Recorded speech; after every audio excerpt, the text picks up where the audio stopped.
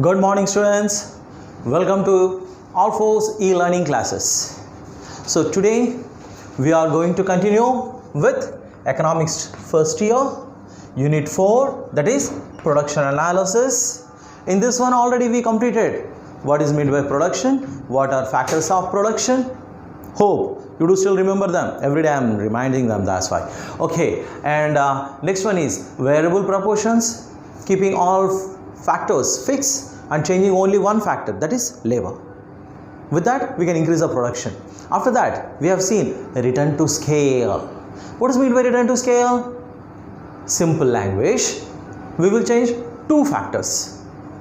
Even if you change three factors by keeping one fixed. If you remember the assumptions of return to scale, that is we keep organizer fixed and we change all of them.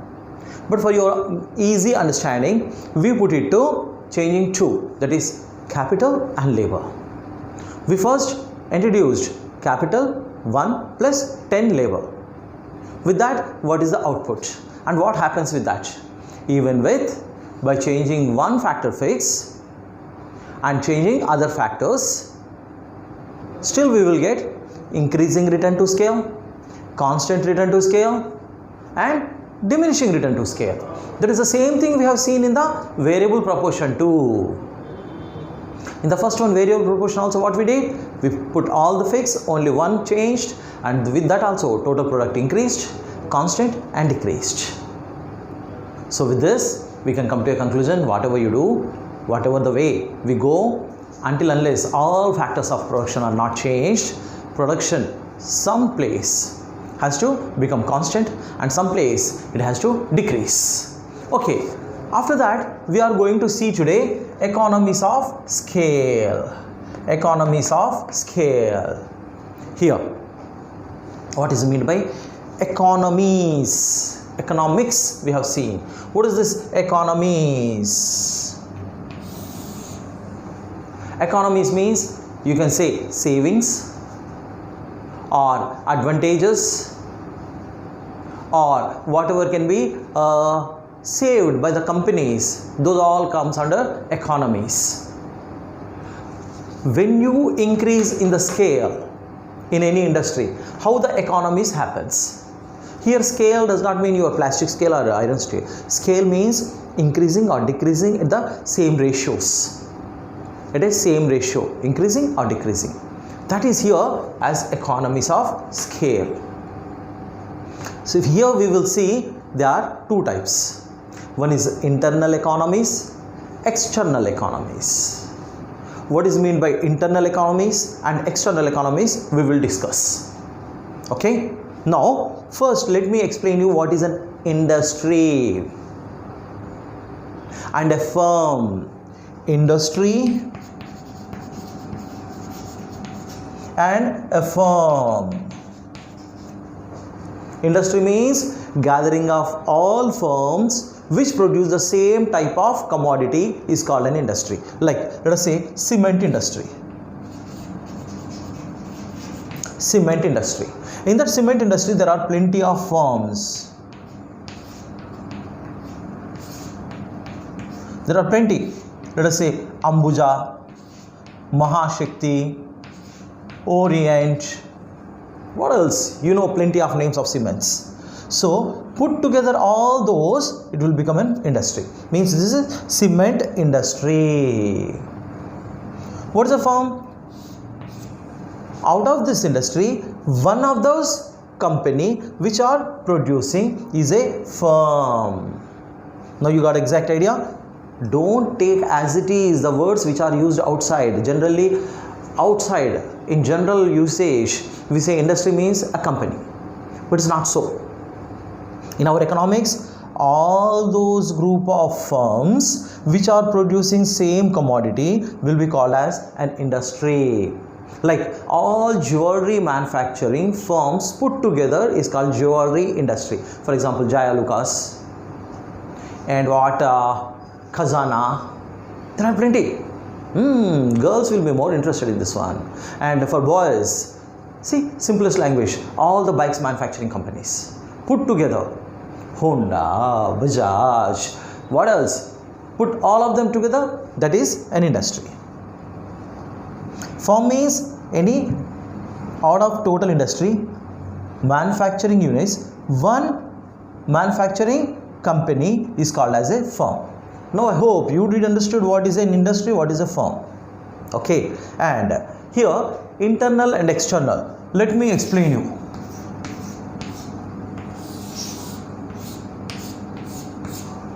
There is a boy and there is another boy. Okay.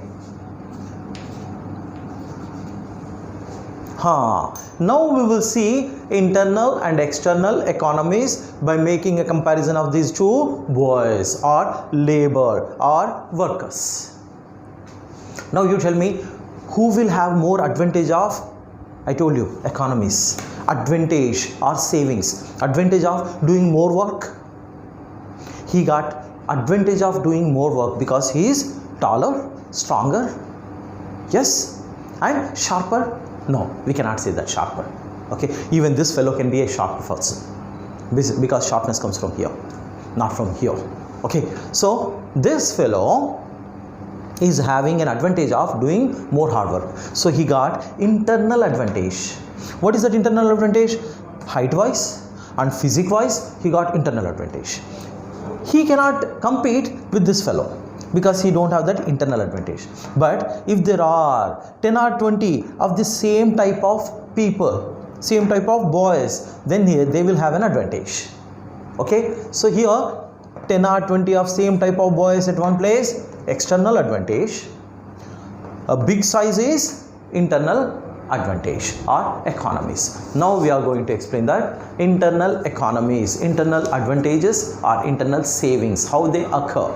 For that we will see 7 different points which show us how this internal economies happens. When an organization grows in its size, when it becomes very big in the size. Very big does not mean the labor or the organizer is going to become fat. It does not mean that. By increasing its production, by increasing more plants, by increasing more products, by increasing more investment, by taking the loans from banks, when it increases in its size, it will have an advantage. For example, some small industry, let us give it a name, XYZ is one company or a firm, and Tata is a firm. Okay, out of these two firms, what will be the difference? We will see now. Okay, the firm of what? XYZ firm and Tata firm.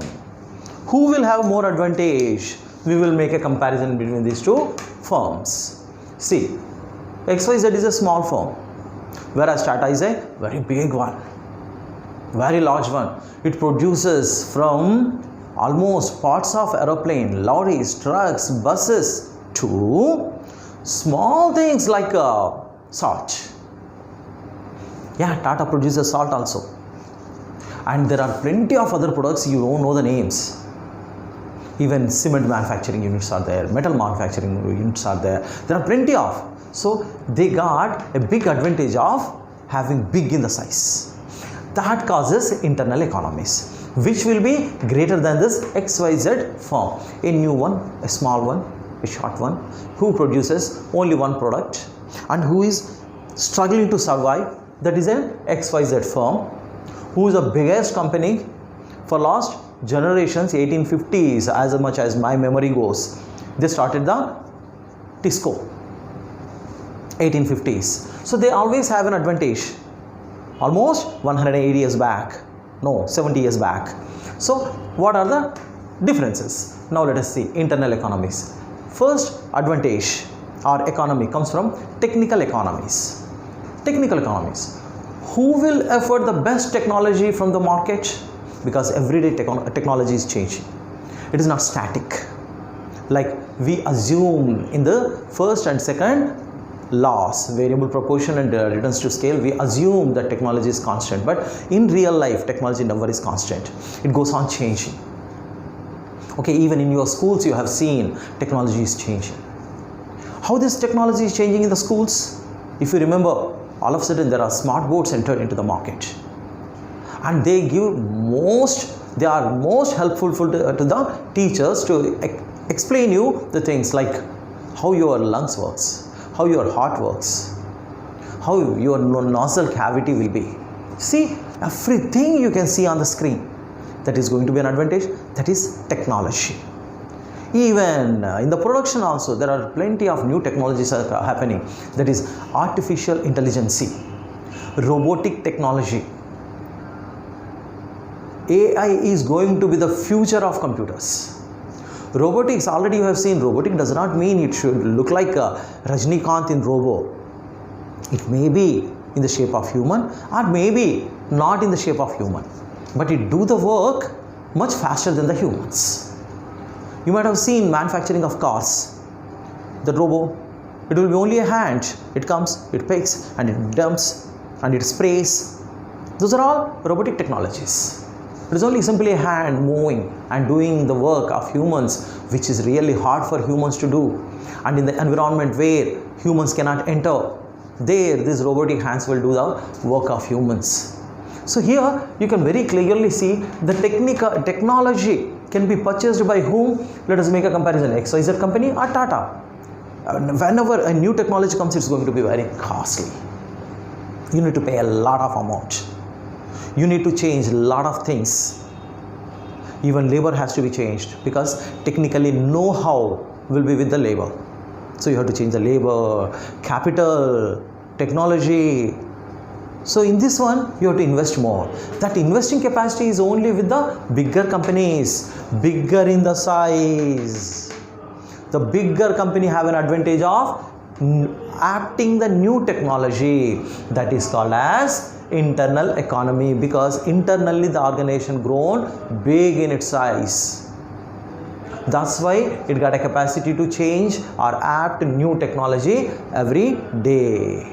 Next, we will see the managerial economics. I hope you can see them clearly. If you are unable to see, then simply see in your textbook. Let me tell you the page number. It is 84, page number 84. See in the page number 84, you will find all these side headings. I'll explain you. That is my part, okay, as a lecturer. Now, managerial economics. See, who will find the best managers in the market? The big companies. In the coming future, if you are an MEC student or CEC student, you completed your chartered accountants, ICWA, something like that, you become a professional, you become the best in the market, then you have 2 offers from 2 companies because you are the best. See, both the 2 companies want you to work with them so that you will do a lot of give the lot of best services to that company. You got an offer from XYZ company, Chuttubutu, and Tata company. Where you will join? Certainly you will join in Tata. Even if you tell me a lie, still inside your heart you know you will join with Tata, because the best people are going to work with the best companies and give best services. Then automatically they will have a big advantage, managerial advantage, whether it is production, whatever it is, they will have an advantage. Next, marketing advantages or marketing economies. What is marketing economies? See, XYZ being a small company, it purchases small quantities of raw material. Even transportation with that small quantity is going to be costlier. But whereas Tatas, they are being big in the size, they will purchase at a time big quantities. They won't transport the commodities by lorry or small trucks. They will transport it by trains itself, goods. So automatically the cost is going to be very low. When you are purchasing at a heavy quantity, price is going to be low. So they will get the raw material at a cheaper rate, because everyone knows it's a big company. They all like to keep a good relation with bigger company, so that in the coming future they will have more business to do with this big company. So automatically Tata company is going to have a big advantage. of marketing. One thing is purchasing side, I told you. Market does not mean only purchasing. Market means even selling. See, you have to purchase a fan for your elder sister's marriage. Ceiling fan, a gift. Or your cousin's marriage, you want to give a gift. So you went to the market. There are two ceiling fans. One ceiling fan belongs to XYZ company, Chuttubutu, and Tata company. Which one you will prefer to give as a gift? Certainly you want to give the best to your sis.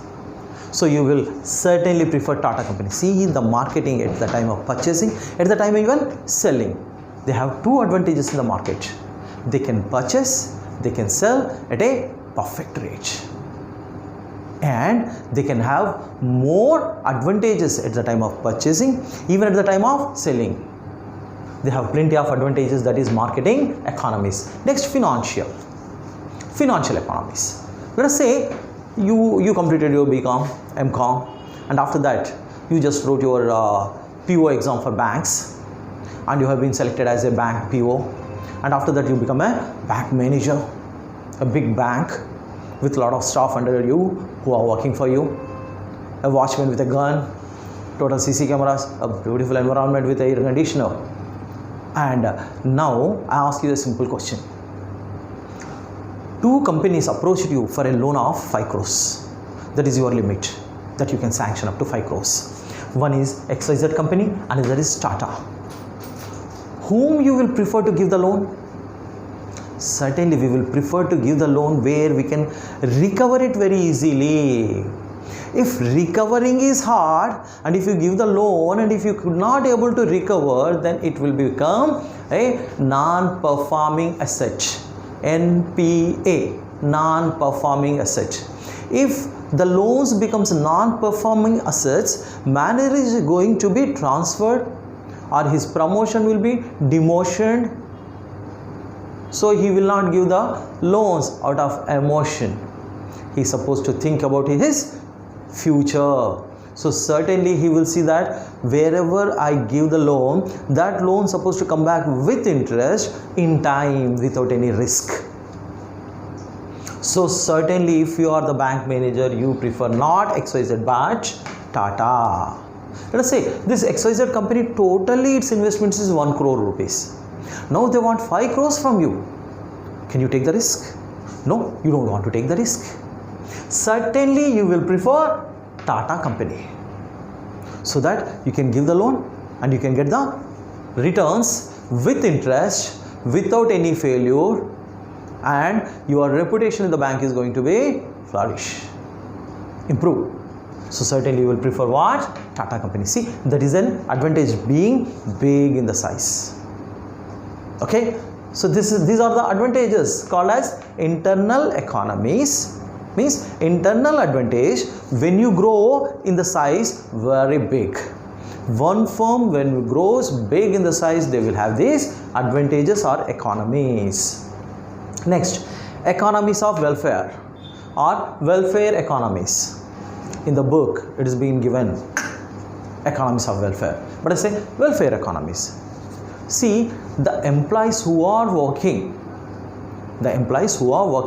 for Tata and for XYZ, who will get more advantages? You know, being a ICWA or Tata, that CA or CS, you always preferred Tata. Why you prefer that? Because you will get more advantages. So automatically the welfare of the employees will be greater than this XYZ. Why it is so? Simple. They can construct the colonies.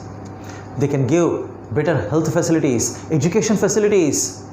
They can start the schools. They can provide the best drinking water. They can provide everything for their employees. They can provide you a car, being a chartered accountant. They can provide you a driver. They can provide you the best services from the company. So in the same way, when you are a chartered accountant, when you prefer to join in Tata, the other people also always prefer to join in Tatas, because Tata gives better services than any XYZ company. So the welfare of labor is going to be best.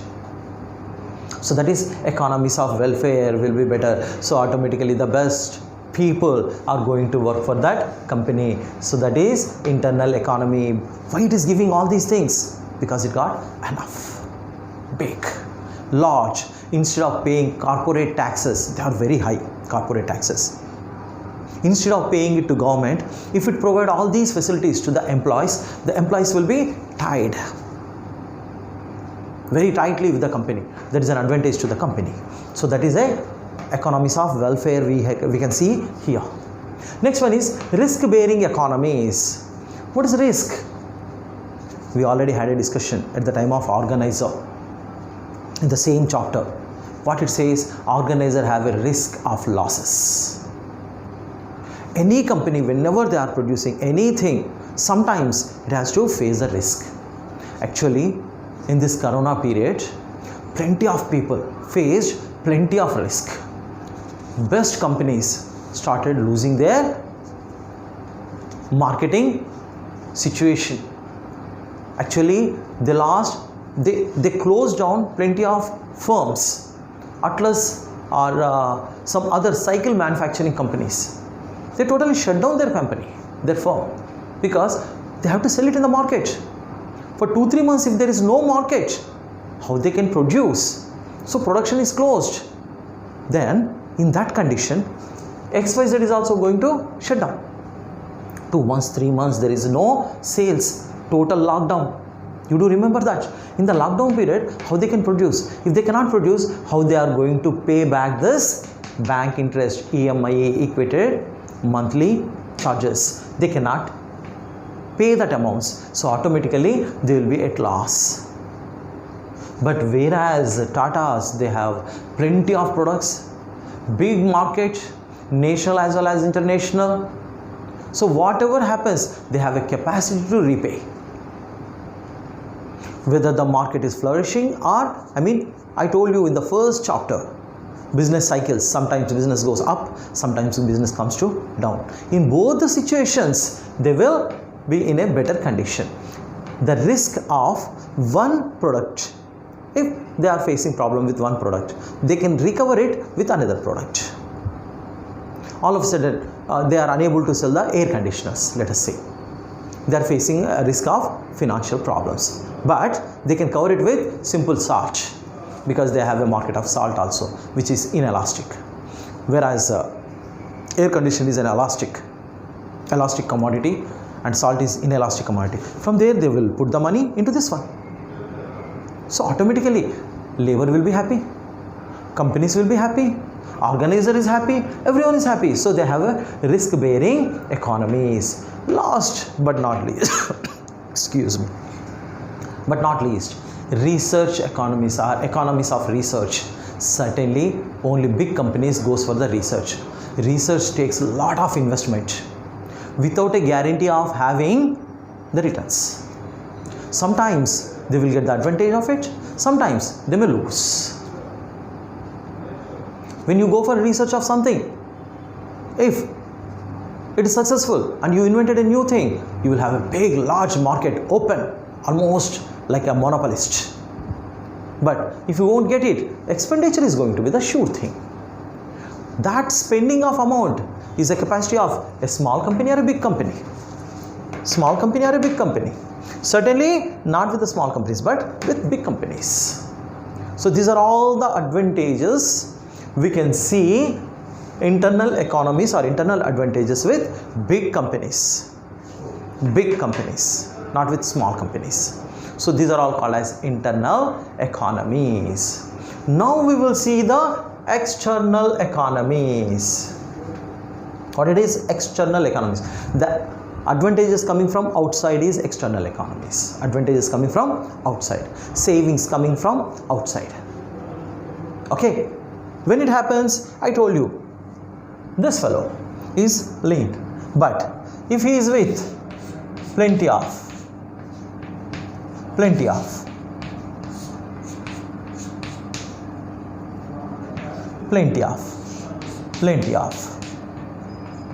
see, if they all gather at one place, then there is going to be an advantage, a saving. What are those?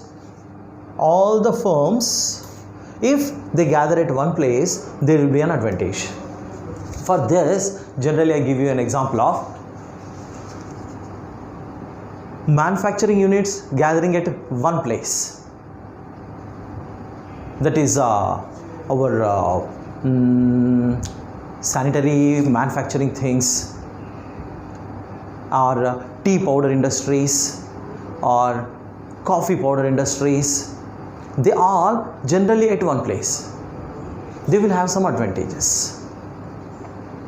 Okay, like I like to take an example of ceramics. You know what is a ceramic? Wash basins, commode, etc. comes from ceramic. Maximum of ceramic industries of our Telangana located in Adilabad. Almost 60% of ceramic industries, ceramic manufacturing firms gathered in Adilabad. Almost 60% of they are in Adilabad. They will have some advantage. What are those advantages? I am going to explain you now. Those gathering of all of them at one place gives them some advantage. What are those advantages are called as external advantages or external economies. First one, economies of concentration. When you all concentrate at one place, when you all gathered at one place, you will have plenty of advantages. Why you are gathering all at one place? All these ceramic industries are gathering at one place. Why so? Because there is some advantage in that area. Maybe raw material will be, those firms are getting at a cheaper rate. And with this, automatically all the engineers, whoever completed the ceramic engineering, they will come to this Adilabad, not Hyderabad, not Delhi, because plenty of industries or firms are located in Adilabad. So automatically they will come to Adilabad. If you are very good at making the designs of ceramic ware, you come to your brother completed his engineering in ceramic engineering, who manufactured the designs like blocks or what it is called dies. Where he will go for the job? Hyderabad? No, certainly to Hyderabad, Adilabad. So these are the concentration advantages. When all the firms are concentrated at one place, they will have some advantages. Those are called as economies of concentration. Economies of concentration at one place, gathering of at one place, that will give them some advantage. Next one, information. If government want to open an information center for this ceramic industry, where it will open that information center? In Hyderabad or Adilabad? Certainly all the firms, 60% of the firms are located in Adilabad. So certainly they will open an information center there. If they want to give some new ideas, new designs, new technology want to be introduced, anything new, government certainly prefer Adilabad first. If a foreigner like to import the commodities of ceramic, where he will come? Certainly here, because he will be guided to Adilabad, not to Hyderabad. So in this way, we can see very clearly, information will be passed to the all firms where they all are located at one place. That is an advantage which did come externally. Even though they are small in size, they all gathered at one place, they are getting that advantage. That is external economies. Next, economies of welfare. Certainly all the firms are gathering at one place, means all the labor is gathering at one place, all the labor belongs to same type of work.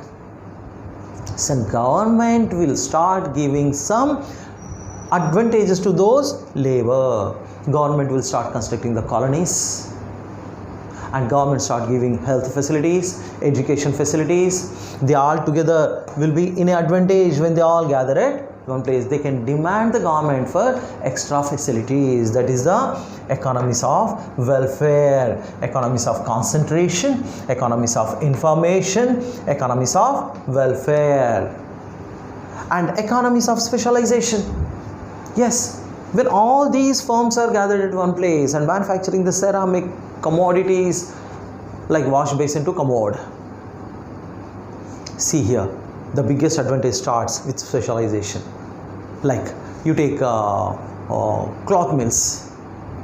Cloth mill does not have to manufacture colors, dyes, and blocks and yarn. One firm is manufacturing only yarn. He is specialized in manufacturing the yarn. He will supply the yarn to the cloth mill. The person who is very good at manufacturing the colors, he will produce only color and supply it to the firm, that is cloth mill. See, cloth mill is getting an advantage of the best yarn and best colors, best dyes, best designs. See, someone is doing that specialized work with a specialization and supplying that material to him, so he don't have to take care all the things. He will take care of the final commodity. He will get the best quality things from all other specialized organizations. That is going to be the external advantage. You know, I have seen at Aurangabad, they used to manufacture the Bajaj Chetak and Super. They are the scooters in those days, 20 years back. Okay, there will be some firm who is manufacturing bulbs, another firm manufacturing tires, another firm manufacturing domes. See, everyone is expert in their work and they supply it to the Bajaj company. They gather it all and they put the engine, scooter is made. So you don't need to manufacture everything. They will manufacture different things, specialization things. Those people specialized will send you the commodities and you can manufacture the best output. You can use specialized work, people's work as input, and you can give the best output. These are internal economies and external economies. Let me read them out again. Internal economies, technical economies, managerial economies, marketing economies, financial economies, welfare economies or economies of welfare, risk-bearing economies, research economies or economies of research. Next, external economies, economies of concentration, economies of information, economies of welfare and economies of specialization. The same type of commodity manufacturing firms put together is called as industry. All firms which manufacture cement put together is called as cement industry. But in the cement industry, the manufacturing one unit is called as a firm, or one company is called as a firm. Okay, with this we did concluded today's lesson. So let us close it for today.